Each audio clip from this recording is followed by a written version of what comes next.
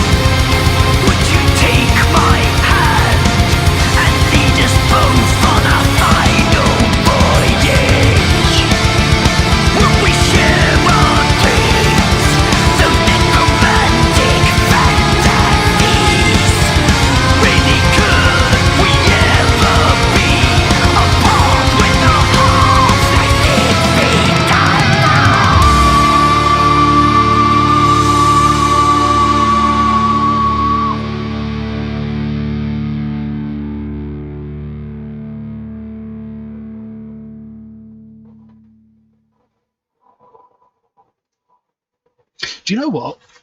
That is possibly one of the best tracks I've heard from Cradle in a very long time. Now, don't get me wrong. I do like Cradle. I've got all of their albums. I always worked insanely hard to try and get the album as soon as it came out. When Midian came out, I literally begged my boss at work to give me an advance on my wages just so I could go and buy the album. But, you know, I found the more recent albums have felt a little bit lackluster to me anyway.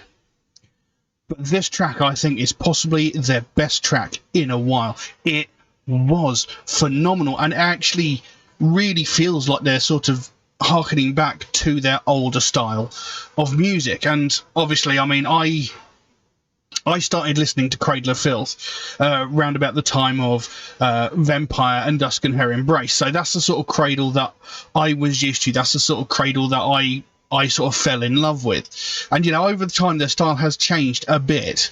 You know, back in the times of things like Vampire, Dusk and Her Embrace, and Cruelty and the Beast, there was this more sort of...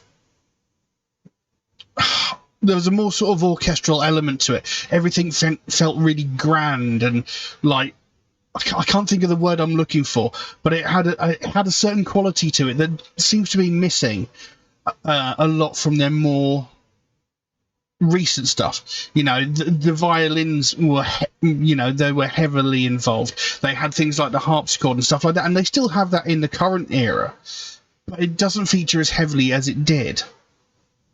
And I don't know, maybe that's the sort of thing that I'm missing from it. But this, it feels like old Cradle. And even looking at Danny, you know, the makeup he's got in this, or lack thereof, reminds me of old Cradle. You know, it was simple. You know, it was the white face. He used to use, I believe it was called Infection Red eyeshadow around his eyes. He had the black lipstick, and that was it. Oh, and he had white contact lenses as well. You know, it was really simple.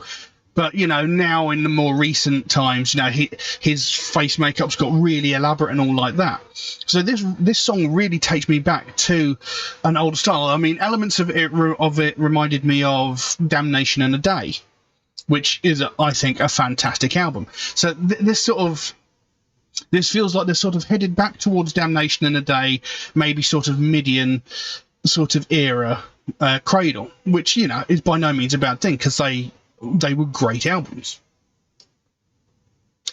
One thing I have noticed, though, in the more sort of recent times with Cradle is Danny seems to more and more, or not more and more, he seems to like to sort of almost force puns into the lyrics. Like, the opening line of this is Lovecraft the Day. You know, back in, again, times of like Dusk and Her Embrace and, you know, things like that, he didn't sort of try and make those sort of puns, you know, rather than just love the day or what have you. He's forced the word. I've noticed he seems to put the word Lovecraft in a fair few songs, I've noticed. You know, he didn't do that so much in the older style of Cradle, but again, you know, it's not necessarily a bad thing. And the way he sings in this track as well, again, is more reminiscent of the older Cradle. You know, there's more of those sort of whistle screams that he used to use a lot more frequently in the older music. Not so much now in the more modern stuff. Well, so it feels to me. And I mean, of course, you know, as he's getting older, as everybody does, you know, it does become harder to do those sorts of things. So, you know, maybe we can forgive him that. But this definitely feels a more sort of old school Cradle track, and it was just fantastic. Now, as with Cradle, a lot of their albums are concept albums that generally tell a story. So this one, I'm not entirely sure what the story is behind it. I mean, looking at the video, it's very reminiscent of Bram Stoker's Dracula. You know, it looks like that sort of thing. You know, there's that sort of bat demon type figure and this woman who seems to be rather entranced by it. So it's got that sort of feeling to it. And with the song being called Necromantic Fantasies, you know, sort of gives that idea of loving something that is undead, possibly. But anyway, I've really waffled on about that for to start with, haven't I? But the lyrics go, Lovecraft a day, bend it, to weird ways. Life wends a masquerade where nothing is forever save the grave and our desire burning. So nothing is forever save the grave. So nothing lasts forever except death. You know, your life will not last forever. You will eventually die, and that is permanent. And the only thing that will last as long is our desire. So our love for each other, how much I crave you, that's going to last forever. You know, nothing's going to make that go away. Look about us now, unbowed, the world is furled in tragedy, and outed from the madding crowd, hurdles bless our destiny. When the moon is full and the wolves howl in the forest, would you take my hand and lead us both on our dark adventure? Would we share our dreams, those necromantic fantasies? So could we ever be apart when our hearts align like thunder? So again, you know, it seems to be talking about two people that greatly desire each other, whether one of them is an undead creature, as it seemed to be suggesting in the video, you know, kind of like Dracula and Mina from Bram Stoker's, you know. It says there, you know, hurdles bless our destiny. So, you know, there's going to be difficulties along the way, but it is our destiny to be together. You know, would you take my hand and lead us both on this dark adventure? You know, will you come with me to discover where this is going? And would we share our dreams, these necromantic fantasies? So could we ever be apart when our hearts align like thunder? It's like, could we really ever be apart when, you know, that there's this intensity between us where it feels like we need and should be together? Do what thou wilt, never got their guilt. Death purrs with a sombre lilt. Precious hours, as sylph and filth, are built on borrowed time. God, that was a hard line to say. So let us fly, twin spirits joined as one inside. As countless devils hone damnation, we shall revel in our own salvation before we die. Before high judgment comes crashing nigh, let's seat our fates together on the throne of paradise. My soul was caricature, rest assured, it hobbled cold and lame. Then across my defences of frost, your eyes came, or your eyes full of flame. You came, eyes full of flame. God, I can't read. So again, you know, my soul was a caricature, rest assured, hobbled and lame. So, you know, they felt dead inside. They felt like they were nothing. They felt like they had nothing. And then, you know, this person came along, and just the look in their eyes sort of ignited this sort of passion and lust within inside them, and made them feel, you know, we are destined to be together. You are who I should be with. So when the stars spill out and the nights are filled with terror, will you whisper truth, right us from their human error? Would we share our dreams, those necromantic fantasies? So could we ever be apart when our hearts align like thunder? Love conquers all. Love conquered me. In the Magdalene on her, it put the Magdalene on her knees. So breathe the magic in the air. Tragic tastes sit everywhere. As heavens fix their wrathful eye on man licking the planet dry, of leavened tears, let's you and I spread our wings. When the moon is full and the wolves howl in the forest, would you take my hand and lead us both on our final voyage? Would we share our dreams, those necromantic fantasies? Really, could we ever be apart when our hearts lie 6 feet under? So, you know, they changed up what I can only describe as the chorus right at the end, saying, you know, could we ever be apart when our hearts lie 6 feet under? So basically, I will love you until the day I die, until we, you know, buried together. You know, we're going to be together forever. We are inseparable. So there is a definite sort of love story going on in there, and what the new album is about, I don't know. I mean, it does say existence is futile. You know. So again, you know, it could be telling a story like all previous, well, I say all, most previous Cradle of Filth albums. I don't think Principles of Evil Made Flesh was telling a story, unless of course that was about witches. I mean, Tweezed the Archer of Witchcraft. Vampire, I don't think had any story behind it, but things like Dusk and Her Embrace was based in sort of Arthurian legend, you know, with Merlin, King Arthur, and Morgana Le Fay, and things like that. Cruelty and the Beast obviously was talking about Elizabeth Bathory. Midian, you know, the Forbidden Hidden City, you know, Damnation in a Day was like the fall of the angels and stuff like that. So again, this is probably again telling a story, and this is just a small part of a much larger story. So it might be hard to get a full grasp on exactly what the song's about, but you know, it is obviously telling a very powerful love story between two people, one of whom may be an undead creature like Dracula, and somebody who is not so much dead. But like I said, I think that is one of the best songs I've heard from Cradle for a long time. You know, and like I said, don't get me wrong, I still like everything Cradle has released up to this point, but this is possibly one of the best songs I've heard from them. It is absolutely amazing. It sounds awesome, and I loved it. And I like the fact that, you know, it's got that sort of nostalgic feel going back to things like Midian and Damnation in a Day. You know, it's got that sort of feel about the sound of it. You know, but when it came to things like The Witches, was it The Witch's Hammer? Is that what it's called? Hammer of the Witches? I can't remember. But, you know, the more recent albums I've not been overly fond of. You know, I've still listened to them quite a lot, but they just don't capture me as much as the older stuff does. But this song, you know, that really sort of leaps out and really sort of grabs you, and it is a fantastic piece of music. I absolutely love it. But before I start repeating myself too much, because I know I've already repeated myself quite a lot, I'm going to leave that as it is.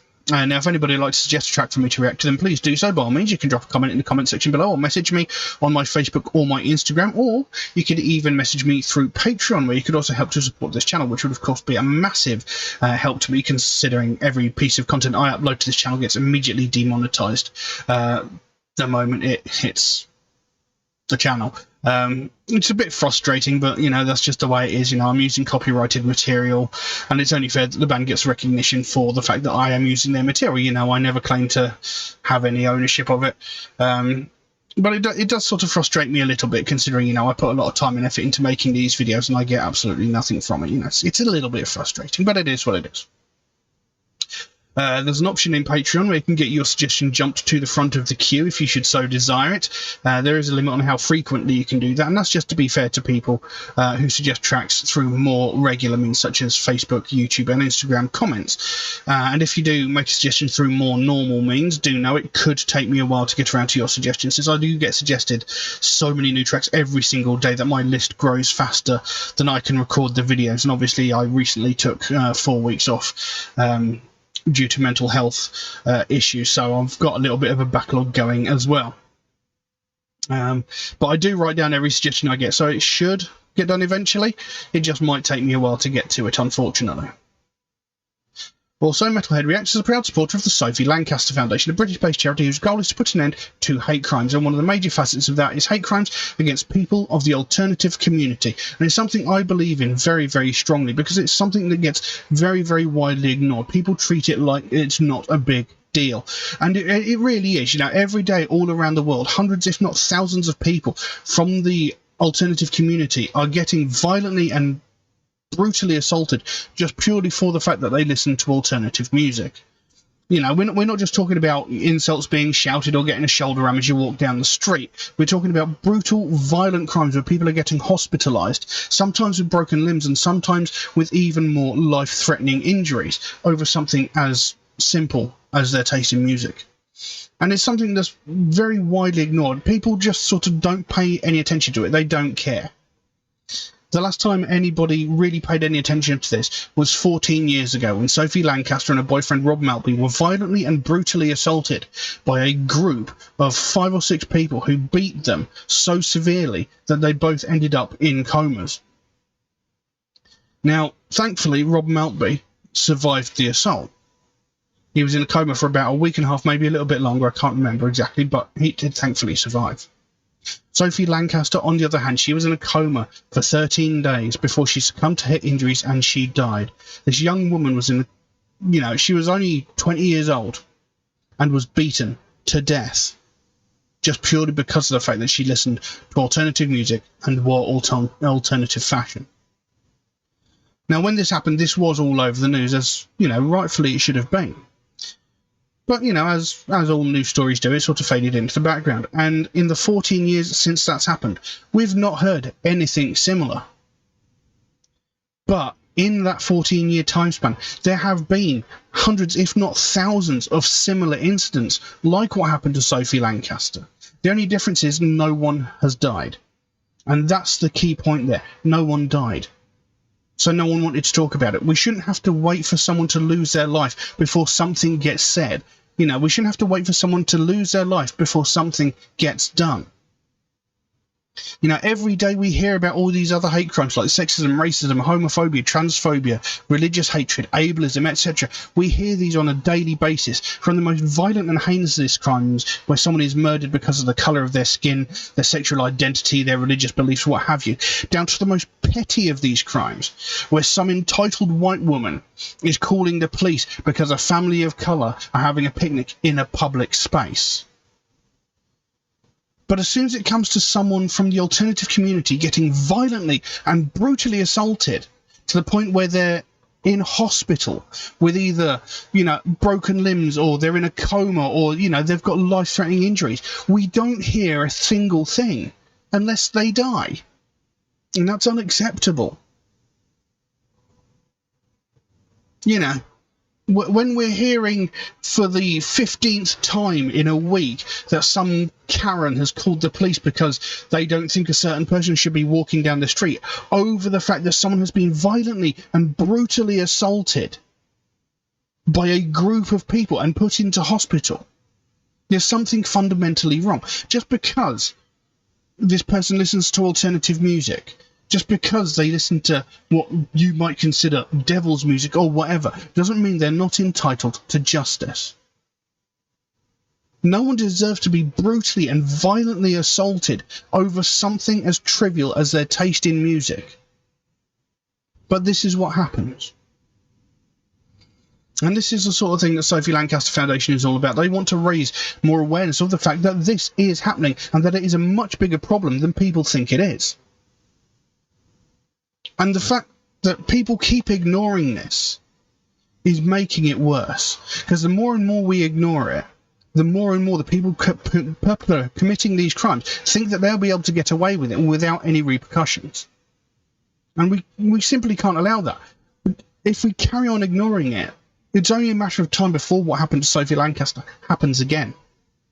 And we quite simply cannot allow that. So if you'd like to find out more about the Sophie Lancaster Foundation, there is a link to their website in the description below. You can go over there, find out what they're working on at the moment, find out what their overall goal is, because they can explain it a lot better than I can. And if you can help them out in any small way, obviously don't feel obligated to do so, but if you can help them out in any small way, whether it be like a small donation through their website or something as simple as one of these Sophie wristbands, or maybe even this one, you know, they've got a whole bunch of other really cool stuff over there as well, you know, but the smallest amount can make the biggest difference. And the sooner we bring more attention to this, the sooner we get more people talking about this, the sooner we can help to stamp out prejudice, hatred, and intolerance everywhere. But I'm going to leave that as it is for the time being. Thank you all very, very much for watching. I'll see you again soon. Bye-bye.